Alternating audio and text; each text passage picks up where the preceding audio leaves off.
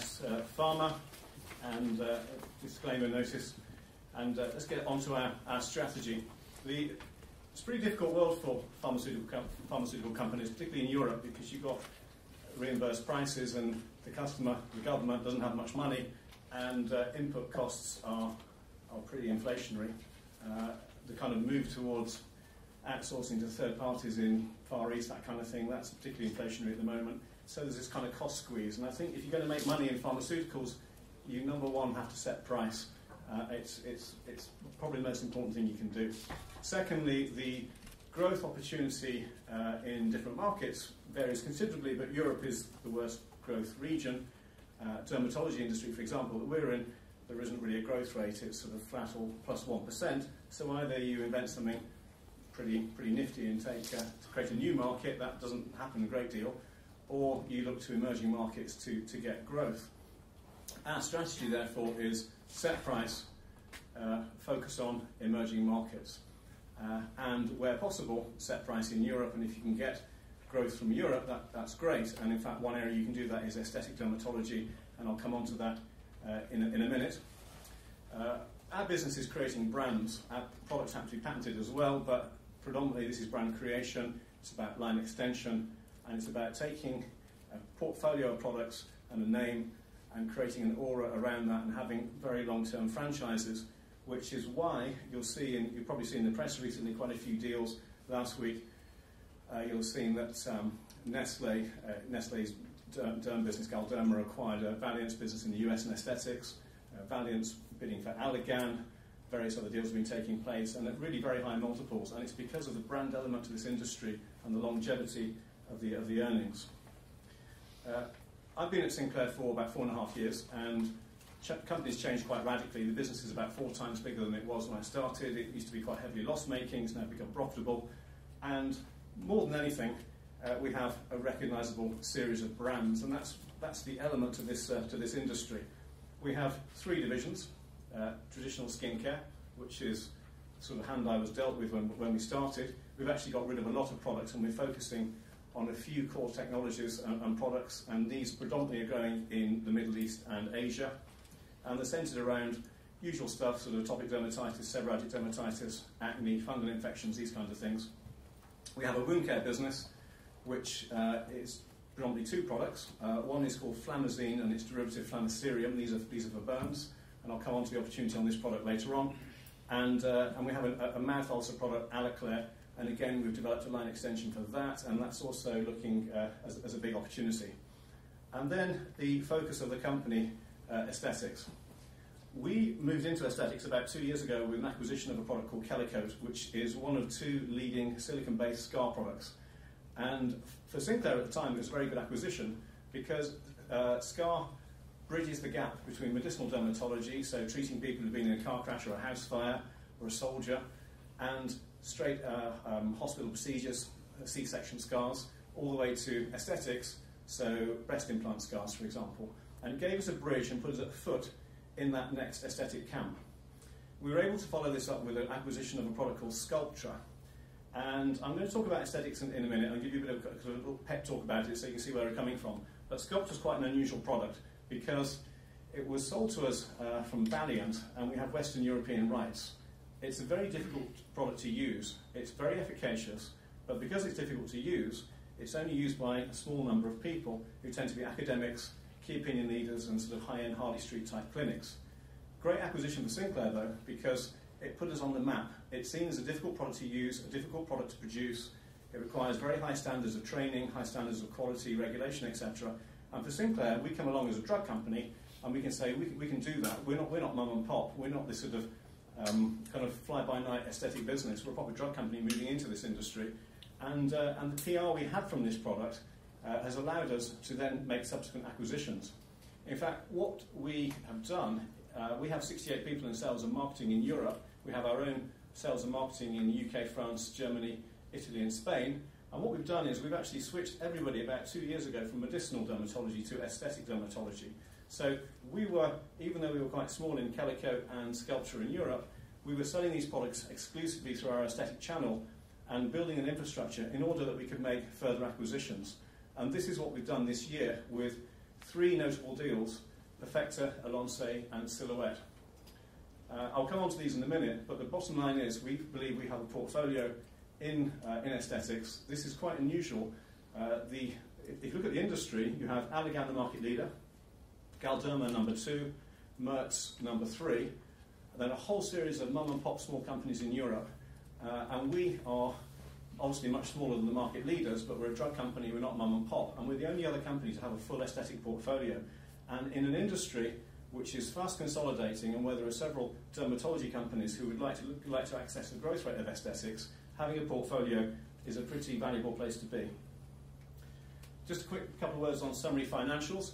Our year end is end of June. Our first half, second half weighting is always skewed. We have a lot of marketing and sales costs in the first half. That's when congresses and promotions are done. We have lower sales, partly as a function of history, of ordering patterns, partly as a function of the timing of acquisitions, but also partly as a function of the aesthetic industry is particularly hot in April, May and June before people go on holiday. In the case of our financial year this year, we moved out of a factory, into third-party manufacturing about this time last year, and we created a buffer stock as we did that, so we depressed our sales first half this year. So our first half sales this year were particularly weak.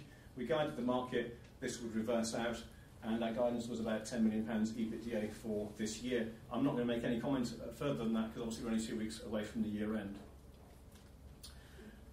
I think if you look at the history of the company, since I started, we've made various acquisitions in addition to the aesthetics this year, and our track record on this is pretty good. We acquired Flamazine. This is a 30-year-old burns product. It's not patented. However, it is different to the generics. The generics contain preservative. This product is sterile, and it's manufactured in the only facility in the world that can make sterile creams in the bulk, in the sufficient quantities required for Flamazine and Flamacerium. As such, it's not really suffering from any generic competition. The sales are actually quite steady. The interesting growth, though, is the development of Flamacerium in the US, and when I go on to the pipeline slide, I'll talk about it. Since we acquired Kellycoat, we've grown the product strongly through a mixture of geographical expansion and new line extensions. We've taken a scar product into stretch marks. We've got a sun protectant product, and next year we come out with a skin repair product. And then Sculptra, when we acquired Sculptra, it was actually declining at 30% because the product had no backup in Europe from Valiant. Valiant doesn't have any infrastructure in Europe until it bought Bausch & Lomb. So the product was completely ignored for doctors. Sales went down very rapidly. We acquired it, we managed to turn it around. Quick map of our operational structure: offices around Europe, distribution agreements elsewhere around the world. We tend to go for, as partners, medium to large size private companies. I find they tend to be more responsive, more aggressive on the sales and marketing front, and they're more geared to our emerging market strategy. So let's talk about aesthetics. I guess the first thing to say is the growth rate of this industry is actually accelerating almost everywhere, even in Europe, where it's already 12% and actually going up. Why is that? The analogy I use at work is that this is not medicine, it's luxury goods dressed up as medicine. There's regulation, there is obviously quality, and there are standards required of a drug company, except at heart, it's a luxury goods business. It's a different sort of rep. The rep doesn't turn up and sort of say to a doctor, please would you think about prescribing this when you have a heart patient next week. I expect our reps to go into a clinic with an iPad and come out with an order. That's a very different type of business. But the good thing about this business is that, a bit like Swiss watches, it's becoming acceptable. I remember 20 years ago, if somebody wore a big fat Swiss watch in the city, it was pretty vulgar. Lots of people did it, but it was pretty vulgar. It's still pretty vulgar probably, but the fact is everybody does it. It's unremarkable if you spend a few £1,000s on a watch. Now that's a pretty crazy society by African standards, but it's the society that we live in. What we want is a situation where it's unremarkable if you have an aesthetic procedure. And in fact, in a place like Korea, it is already unremarkable. In fact, actually what the majority of middle-aged women do. What will induce the world to make the, what happens for the world to have it where it's unremarkable and people don't even comment that someone's had a breast job or someone's had some sort of facial injection? Well, I think the answer is you can't look like a freak. And you probably remember the art dealer's wife from New York a few years ago. It's in everyone's mind. Everyone remembers this, and she had feline eyes and she looked ludicrous. That is a disaster for the industry because it's a freak show. Look at Cameron Diaz in the latest couple of movies. she looks dreadful, frankly. And that is a really bad thing for the industry. What we want to do is create an industry where people look healthy and, frankly, just a little bit younger. But to do that, it's not a case of treating wrinkles per se. It's just a case of doing a few things to make you look a bit younger. And this is a very different approach. I think the industry is becoming normalised in society because people are looking at this and saying, I want to look healthy, I don't want to look fixed. I don't want people to know that I've had X, Y, and Z done. I just want people to think, oh, she looks good, or he looks good. And I mean, an interesting fact is, for example, that the breast implant average size has come down to 2 cup sizes in the last 5 years. Why is that? It's because women with breast implants aren't saying, I want big boobs. They just want to say, I want to look what I consider to be normal. And that, for the industry, is a very good thing. Now, if you look at aesthetics, summary tutorial on this is there are 3 types of products on the face. There are toxins, fillers, and stimulators. Toxins, and Botox is the one that obviously comes to mind, 75% of the toxin market, and you inject it into the temporal nerve here, and it relaxes the muscle up here, and you can dial up or dial down the surprised look on your face. It's a very good product because it works. It works very quickly, and it lasts about 6 months, and it's quite cheap. The problem with toxins is that personally, I don't want to. At one time there was Botox and nothing else. And a product called Dysport came along from Ipsen in France, and that's now a Galderma product. And then, but slowly from Korea in particular, there have been several that turned up in the last 2 or 3 years. The problem is they're all the same. It's pretty much impossible to differentiate on a toxin other than by price, and go up against what's become a common noun, Botox. From a marketing point of view, is really difficult, especially when you're in a price competitive market. For me, that's a disaster. That's just a way to throw away money, basically. So we won't get into toxins anytime soon. We're fighting for temporal nerve down, and this is fillers and collagen stimulators. Fillers do what it says on the tin. They fill wrinkles. And sorry, this is quite a long tutorial, but you have to kind of understand it to see where I'm coming from. So basically, you get wrinkles here, and you get wrinkles here, and wrinkles around the eyes. And you literally inject into the wrinkle, and wrinkle gets filled, you look great. The problem is with fillers is that they stimulate the wrong type. As well as filling, they stimulate collagen, and they stimulate collagen type 3, which is the type of collagen you get in joints predominantly, and that's why you get a bit gristly and yellow looking like Cameron Diaz after a while. What you want to do is stimulate the collagen that's normally in your face, collagen type 1, and the only products that do this are collagen stimulators. There are only 2 predominant collagen stimulators in the world, which are Sculpture, where we have Western European rights, Galderma has the rest, and a product called Radiesse from Merz. The problem with these 2 products are Radiesse doesn't work very well, Sculpture works extremely well, but is very difficult to use. So, not surprisingly, 94% of the market below the temporal nerve is filler, 6% is collagen stimulator. Even though everybody knows, and you can ask any academic or key opinion leader this, they'll tell you that the long-term outcome of stimulating collagen is far better. Now, the reason this is becoming quite an important debate in the industry is because people have been taking fillers en masse for about 10 years now, and these problems are now showing up. And if you walk around a congress, a sort of dermatology congress like I do on a fairly regular basis, you'll see a lot of quite yellow, rubbery-looking people. And you think, I don't want my patients to look like that, and there's no way I let my wife or kids go near a product like that. It'd be crazy. So, what have we done? Well, basically, we brought up the collagen stimulation pipeline. And in a world of limited innovation, fairly difficult product registration, we actually have the future portfolio of this area.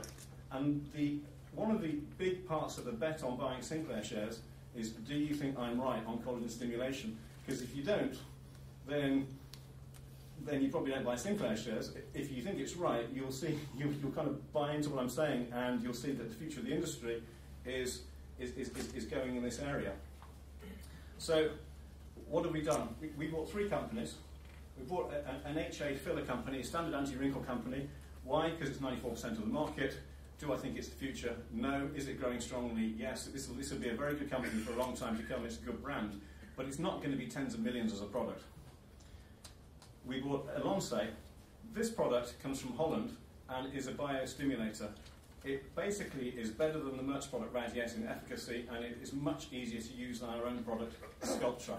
And it's easier to use because basically it's pre-mixed, and the injection is less force is required through the needle as you press. And the injection technique is where these problems you tend to get problems in facial aesthetics. So the easier the injection and the easier it is to massage the product into the face tends to be the case that the more people will accept it. And the third product we bought is completely novel. And for me, this is the most exciting of our facial aesthetics. And it's called Silhouette Soft. This product is a thread. And by thread, I mean the kind of thread that you would sew up an open cut with. It's a suture. But it has little cones on it. And the cones go in two directions. And the intellectual property is on putting a cone on a suture, because when you do that, you grab flesh and you move it permanently. And by having the cones in two directions, you can put a suture in someone's face and you literally get an instant lift like that. And it's made from polylactic acid, which is the whole thing's made from polylactic acid, the thread and the cone, which means that it's the same thing as Sculptra. It degrades over 2 years and you stimulate collagen on the way. For me, this product has tremendous potential because it's impossible to copy it, because the copy is on the physical cone shape and you just cannot simply grab flesh with any other device as effectively as a cone. The instant lift and the fact that because you're not forcing volume into your face, you don't get bruising, just putting a thread into the face, means that patient downtime, particularly in the US, which is an important thing, people go back to work the following day, they don't have 2 or 3 days off with makeup on looking bruised. I guess the next thing to say is that the potential for this product is to take it not just in the face, but longer threads with more cones, and go for bingo wings under the arm. People who've lost weight either because they've actually dieted, but not in this industry, it's obviously liposuction, but they lose weight, and you tighten the flesh around the stomach, fat above the knee, and particularly in women, and my favourite, which is the butt lift, where you literally lift the bottom with a suture. These are indications that require. I know people are laughing, but believe me, this is a very big market. People, there is no competition for this. You can't just use fillers. The volumes required are too big. You get instant efficacy, and you get an effect over 2 years. So there's a few pictures of how unpleasant this industry is, but you can see the before and after looks. I know she's had more makeup on and she's a bit shinier. That's how you do it. But that is a real result. Now I want to talk about pipeline, because this is the key thing. So Silhouette is launched around the world, but we over the next 12 months will take rights in Russia, Brazil on a 1 to 2 year view. And in the US, we're going to file it probably, we guided in June, and I think probably on for around about June. It's fairly imminent. The US file, without boring you on the technicals, will only take about 6 months, and we should have approval in Q1, therefore, 2015. I think that the US price will probably be 50% higher than the European rest of the world price. I've got a meeting tomorrow with a guy called Dr. Seabag, who's regularly in the Daily Mail. Not that I read the Daily Mail, but he is in there. And he treats various Hollywood people who want to come to Europe because they want stuff that's not approved in America. And Cindy Crawford is the big celeb user of this product. I think a couple of people like her on board, and I can tell you from the industry contacts that I've had since we've acquired this, I don't think we'll have any problem promoting this product at all. And in a way, if we can take it around the body, which with just medical device trials I'm confident we can, then this will become our biggest product. Elonce, the polycaprolactone filler, so the gel, again we have to do US studies. Because of the nature of this product, the studies are more like 2.5 years. We're looking at sort of end of 2016 launch for this product. And there's a couple of line extensions. I want to mix it with lidocaine so you get an anaesthetic effect as well. But essentially, they're the mainstay, they're the future of our collagen stimulation. We have a product called Atlian that we bought from GSK for £500,000 earlier this year. Atlian was a €2.5 million product in Spain before GSK decided that it had been tested on animals and it wasn't essential medicine, and they just voluntarily withdrew it from the market. You can't get too squeamish about this. these aren't essential medicines, and yes, they are tested on animals, so you either buy this or you don't. But Glaxo, being a non-aesthetic company, decided to offload this to us, so we expect to launch Acleon, which is part filler, part stimulator, at the beginning of next year. Perfector, our filler, the other place to put Perfector, apart from the face, is obviously the vagina. And if you basically go to a clinic in Harley Street, you'll see this, and for various reasons I won't go into it here, it improves female sex life. And we are going for a sexual enjoyment indication in 2016. We had a study in Venezuela of 45 ladies. It was quite amusing because 45 ladies, 9% said they had a good improvement in their sex life, 91% an outstanding improvement. There was no inferior, no on the same, and there was no control arm, but hey, you need one of those. But the best one was the result for the male partner, where 100% of men reported an outstanding improvement. There you go. We will launch this product because I can promise you it's a market. We have a line extension for Calico, and then we have an interesting product for vitiligo. Vitiligo is a condition that you see in India where it's hypopigmentation, so lack of pigmentation, and sort of dark-skinned people get sort of white areas around the face here and the sort of around the neck area on the hands. There is no product for this. We have a autologous stem cell therapy for this. It's a kit where you take melanocytes from hair roots and you work it up with an enzyme soup and you put it on the face and it leads to repigmentation. I don't know yet whether you get even repigmentation or you get problems where you have creases and things like that. Until we know that, I can't promise you this is a product. But if it is a product, it's a market that, with an instance in India alone of 6%, it's 200 million middle-class people in India. That's a 12 million patient market in that one country alone with no treatment. So that could be a very significant product for us. Again, it's a medical device, so the trials are relatively quick, i.e. 2 years, and relatively cheap, i.e. less than £1 million. And then the other two products we're talking about, Flamicerium and Aloclair Plus. Aloclair Plus is a sort of heritage Sinclair product that predates me, and I asked our development guy if he could reformulate it to get a longer acting product, and incredibly, he's taken the duration of use, or duration of action, so that you put it on a mouth ulcer and it numbs the pain. It forms like a barrier. It's gone from 2.5 hours to our next Aloclair product is almost 8 hours. This is an improvement that was way in excess of what we expected, and we are looking at whether we can get a twice-a-day label, because 8 hours is around about the threshold, 16 hours of waiting time to get a twice-a-day label. If we do that, we'll have the world's first 2 times a day mouth ulcer product, and again, for a company our size, that is quite unusual. And then finally, Flamicerium. So this is the most serious of the medicinal products that we have. So Flamicerium is sulfasulfadiazine sterile cream, which is anti-infective for burns, with cerium nitrate. When you get badly burned, your skin gives off things called lipoproteins, and these get reabsorbed, and they lead to toxemia, heart failure, which is the leading cause of death in people who are severely burned. So if you want to keep people alive who have been badly burned, and I'm thinking things like soldiers, for example, who can't get a skin graft quickly, you want to somehow keep the skin from reabsorbing these toxins. And cerium nitrate, that's what it does. It basically draws these things into it. You put this cream on, it dries like a meringue actually, and you can pull it off, and it draws all the mess with it. Now, the interesting thing for us here is that after 2 years of sort of legal work, we managed to get orphan drug status in the US. And that's not approval, but what it is, it's 7 years exclusivity if we get approval, and we get help to some extent with the FDA for getting approval. The interesting thing about the product is that there are about 10,000 people a year in America who are so badly burned that if you gave them skin grafts, you'd probably kill them. So the body couldn't take the trauma. And therefore, these people don't get anything. And the mortality rate, it depends on what study you look at, but it's between about 85 and 98%. There are various protocols at the FDA to be exempted from clinical studies on the grounds of ethics, i.e. it's not right to have a control arm because the death rate is so high in the control arm. You must treat everybody. And we are, at the moment, working with lawyers to argue that we should qualify for one of these protocols. I can't promise this. If we do qualify, we'll be on the market inside 2 years.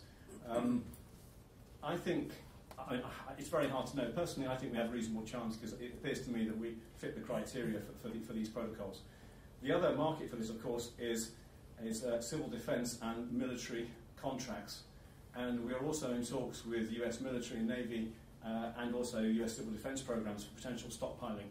Because again, if people get burned in a mass bomb attack or something like that, it's simply not possible to give 5,000 people skin grafts. It is possible to slap this cream on them.